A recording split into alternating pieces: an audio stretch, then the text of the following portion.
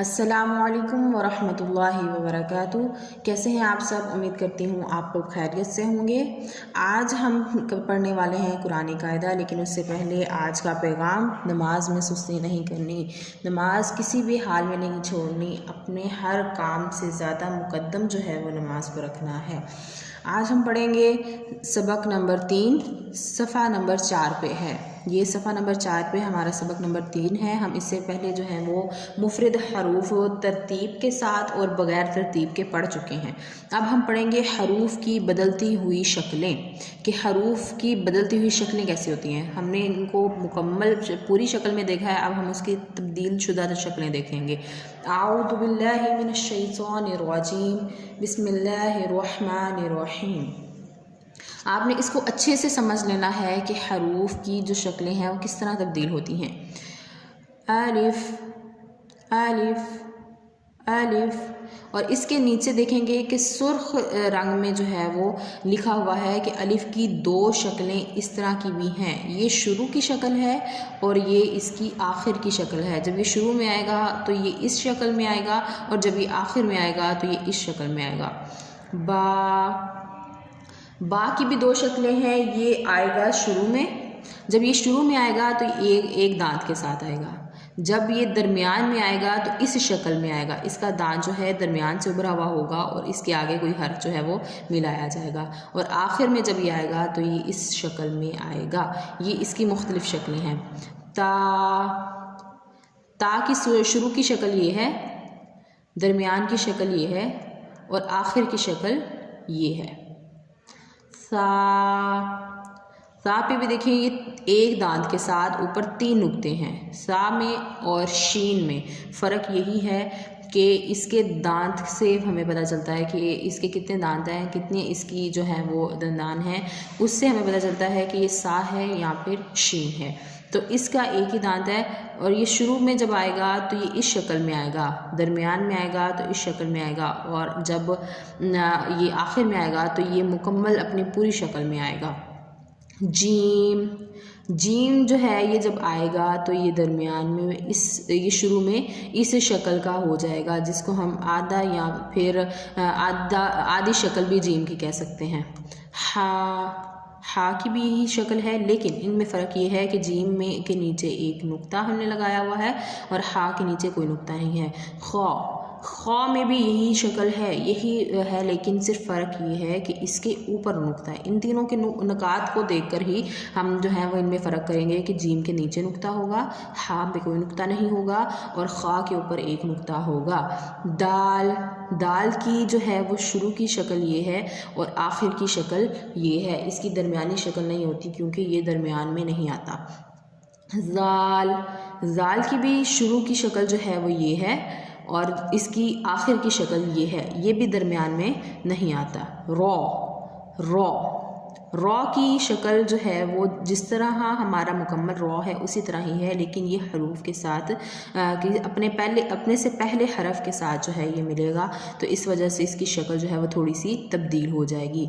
दाल और दाल की शक्ल जो है वो रॉ से मुख्तलिफ है। दाल पे कोई नुक्ता नहीं, दाल पे नुक्ता है, और रॉ पे भी कोई नुक्ता नहीं। जा ये भी रॉ की ही शक्ल का है, लेकिन इसमें फ़र्क है कि इस पे एक नुक्ता है। सीन की शक्ल जो है ये गौर से देख लें कि इसके दांत कितने हैं। सीन की आधी शक्ल ये होगी, ये शुरू की और दरमियान की शक्ल होगी, और ये जो है ये इसकी आखिर की शक्ल होगी। अब शीन में और सा में फ़र्क देख लें। शीन के कितने दांत हैं और सा के कितने हैं। इसके दंदान से जो है वो फ़र्क को महसूस करेंगे और इसकी पहचान करेंगे। सौद जो है ये गुलाई में है और उसके बाद एक दांत और फिर थोड़ा सा आगे के हर्फ के साथ मिलेगा। ये इसकी शुरू की भी शक्ल है और इसकी दरमियान की भी शक्ल है, और जब ये आखिरी में शक्ल में आएगा तो ये अपनी मुकम्मल शक्ल में आएगा। ज़ौद भी सौद की ही शक्ल में है, लेकिन इसमें ये फ़र्क है कि इसके ऊपर एक नुक्ता है, और यही इस चीज़ को हमें फ़र्क जो है वो बताता है।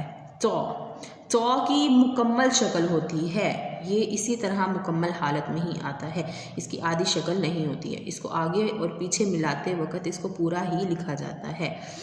ज़ौ की भी वही शक्ल है, लेकिन इसमें फ़र्क ये है कि इस पर एक नुक्ता आता है।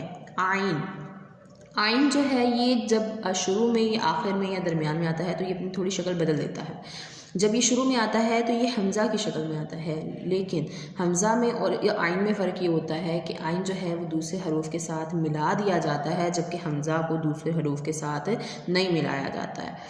हाँ, आइन की शुरू की शक्ल है, ये इसकी दरमियान की शक्ल है, और जब ये आखिर में आएगा तो ये अपनी पूरी शक्ल में आएगा। ग़ाइन की शुरू की शक्ल है, ग़ाइन की दरमियानी शक्ल है, और आखिर में अपनी पूरी शक्ल के साथ आएगा। इसमें फ़र्क ये है कि आइन के ऊपर कोई नुक्ता नहीं है, जबकि ग़ाइन के ऊपर नुक्ता होगा। फ़ा की शक्ल जो है ये काफ़ की तरह ही होगी, लेकिन इसमें फ़र्क ये है कि काफ़ जो है उस पर 2 नुकात होते हैं, जबकि फ़ा के ऊपर सिर्फ एक ही नुक्ता होता है। ये फ़ा की शुरू की शक्ल है, ये दरमियानी शक्ल है, और जब ये आखिर में आएगा तो ये अपनी पूरी शक्ल के साथ आएगा। कौफ, ये मोटा काफ है, इस पे 2 नुक्ते हैं, ये शुरू में आ रहा है। देखें, फ़ा और कौफ ये दोनों जो हैं एक ही तरह से नज़र आ रहे हैं, लेकिन सिर्फ फ़र्क इनमें ये है कि फ़ा की दोनों हालतों में इस पे एक नुक्ता है, जबकि कौफ की दोनों हालतों में इस पे 2 नुकात हैं। काफ जो है ये जब मुकम्मल शक्ल में आएगा तो इस तरह आएगा, लेकिन जब ये दरमियानी शक्ल में आएगा तो इसकी शक्ल ये बन जाएगी। लाम की भी शुरू की शक्ल ये होगी, दरमियान में ये शक्ल आ जाएगी, और जब आखिर में आएगी तो ये अपने मुकम्मल शक्ल के साथ आएगा। मीम की मुख्तलिफ़ हालतें हैं। मीम इस शक्ल में भी लिखा जाता है, ये मुकम्मल शक्ल में भी लिखा जाता है। शुरू की शक्ल इसकी ये होती है और दरमियान में ये होती है। इसकी सबसे ज़्यादा है क्योंकि मीम जो है ये अरबिक ख़ताती में मुख्तलिफ़ तरीक़ों से लिखा जाता है।